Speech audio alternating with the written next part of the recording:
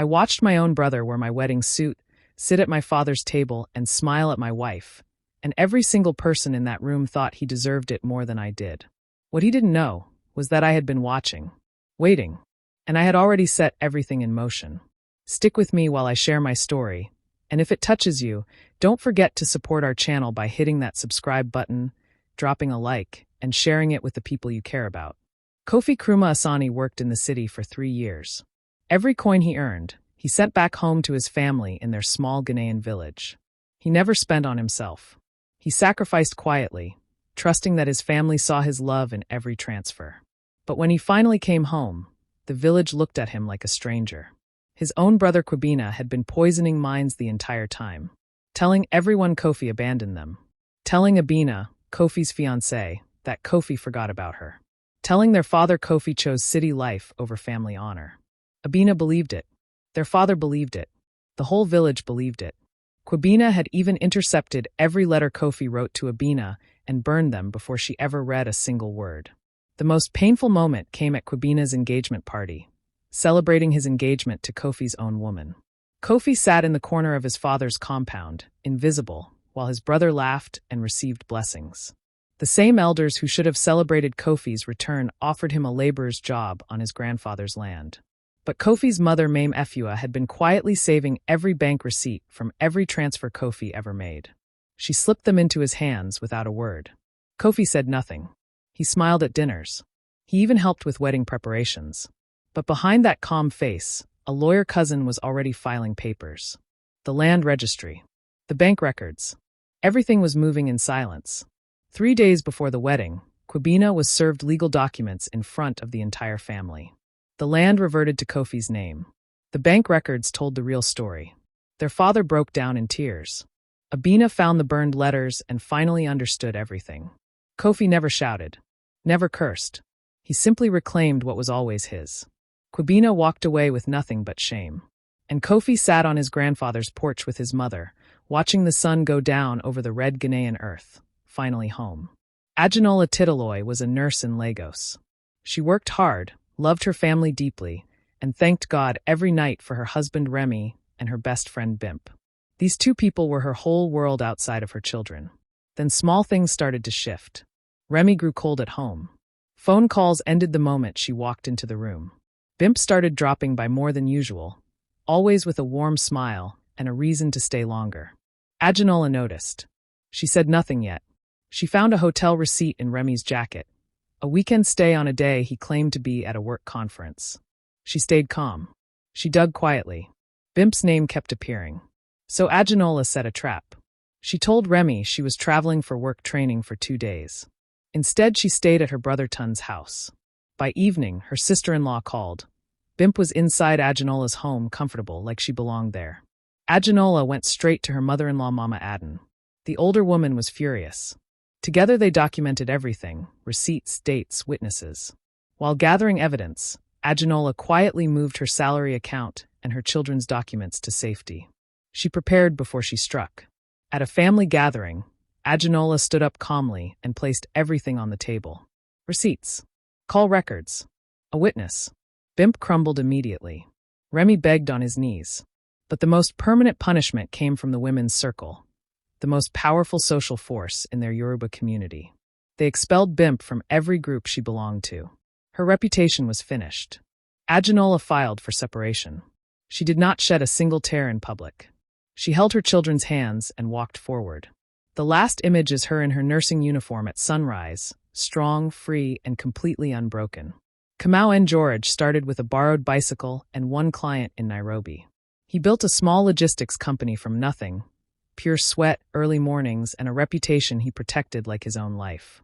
When Thiongo Waru came along through a mutual friend asking for a chance, Kamau gave him 50% of everything. He trained him, introduced him to clients, and trusted him completely. For a while things grew well. Then Thiongo started having quiet conversations with clients when Kamau wasn't around, planting seeds of doubt, running small side deals using company contacts. Kamau noticed the changes but told himself it was just stress. Then a vehicle hit Kamau on his way to work. He spent 3 weeks in hospital, broken and helpless. While he lay there recovering, Thiongo moved fast. He re-registered the company entirely in his own name, forged Kamau's signature on official documents, and locked Kamau out of every account. Kamau's wife Wanjiku picked up every original document from their home and walked straight to old Mwangi, a retired businessman who had known Kamau for years. Mwangi directed them to a sharp female lawyer. Then their client Grace Aking stepped forward to testify about the original agreements. The forgery dates were the final nail. Every document Thiongo signed was dated during the exact weeks Kamau was hospitalized. It was an airtight case. The court ruled completely in Kamau's favor. Thiongo was ordered to leave, pay damages, and faced criminal fraud charges. He tried to flee the country. Police stopped him at the airport. Every client came back. Kamau rebuilt the company alone and named it after his father. His final words on the matter were simple. "I don't hate Thiongo. He just reminded me that everything I built once, I can build again." Nomvula Dlamini was a schoolteacher in KwaZulu-Natal. She was preparing a family history project for her students when she searched through government records and found something that stopped her breathing. Her father's name. Not in a death record. In a pension file. With a current address. She drove to that address alone. A quiet man opened the door. His eyes filled with tears the moment he saw her face. He knew her name immediately. He had photos of her as a toddler tucked inside an old envelope. He told her he had tried calling for years, but every time he found a number, it had been changed. Nomvula brought her younger sister, Thandi, the next visit. Thandi was not as calm. She went home and confronted their mother Zodwa directly. Zodwa tried to explain it away. He was dangerous, she was protecting her children, it was a different time. But Lungisani, their father, had kept court records from 20 years ago. Those records told a completely different story. It was Zodwa who walked out. Zodwa who took the children. Zodwa who told everyone he had abandoned his family. The sisters stopped contact with their mother. Their stepfather Saifo, learning the full extent of the lie, quietly pulled away from Zodwa too. At a family event Zodwa attended, she stood to give a speech about family loyalty. Nomvula rose from her seat calm and steady and said, "Our father is alive. He has been waiting. We found him. We are done waiting for you to tell us the truth." Kizaram Obi was a seamstress in Anambra State with a generous heart and a dream of her own small shop one day. When her cousin Emeka needed someone to believe in him enough to fund his medical education, Kizaram was the one who stepped forward. She sold her late grandmother's gold jewelry.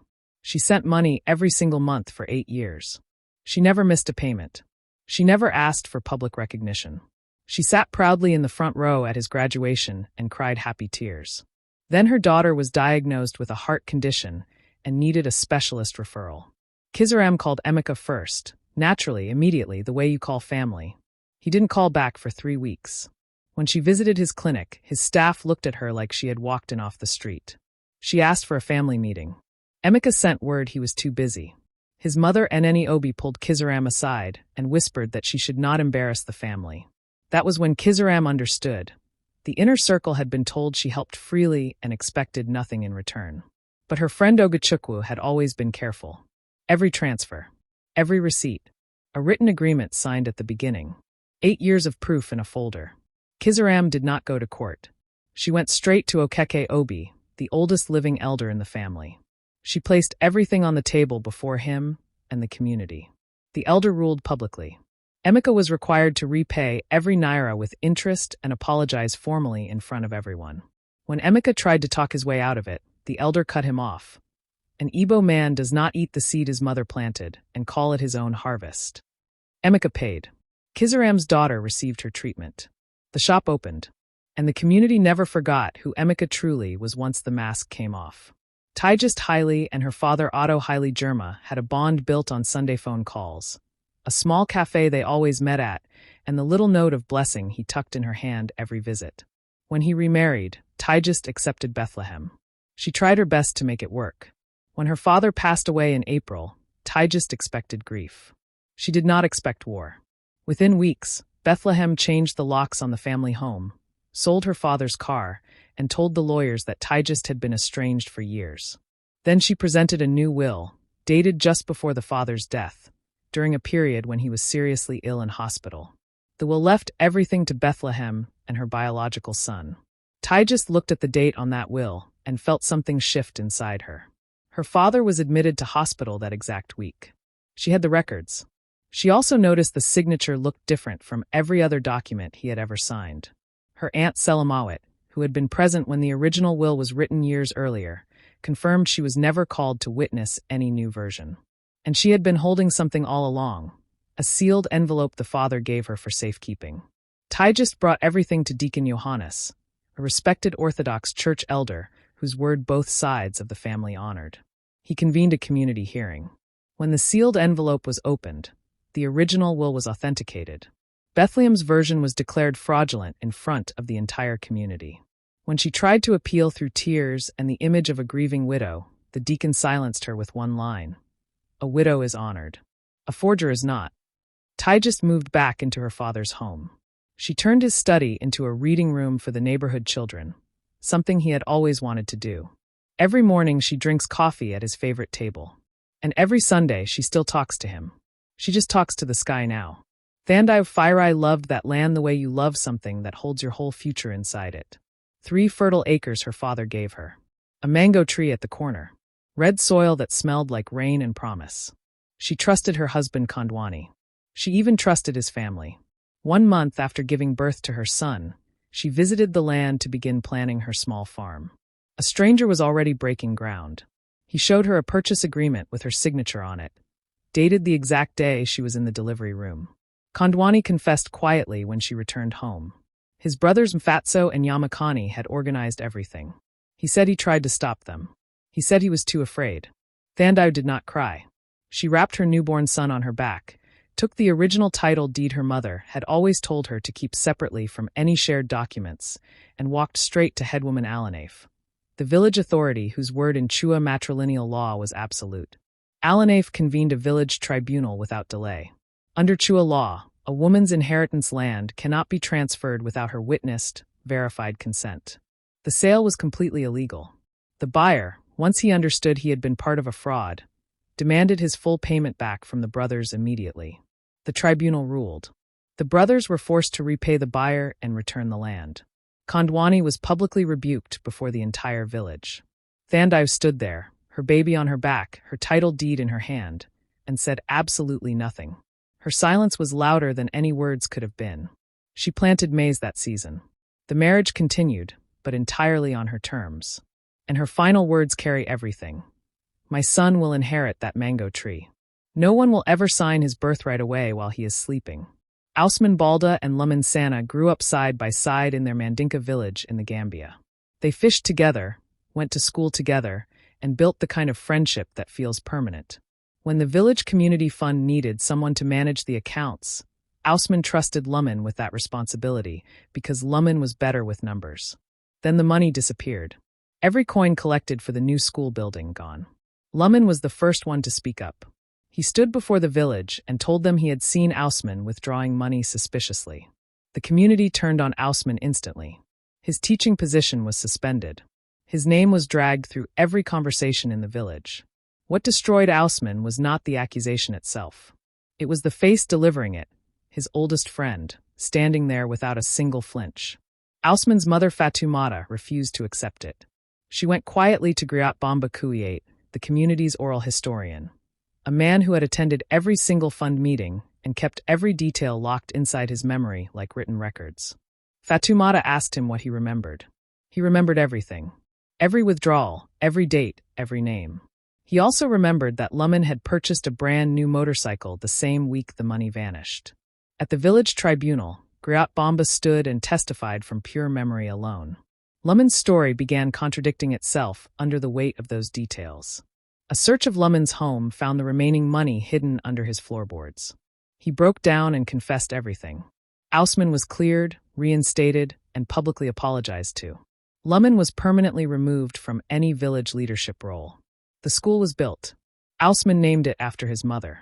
He never spoke to Luman again, not from hatred but from grief. His final words say everything. I buried the friend I had at 14 that day. The man who testified against me was already a stranger.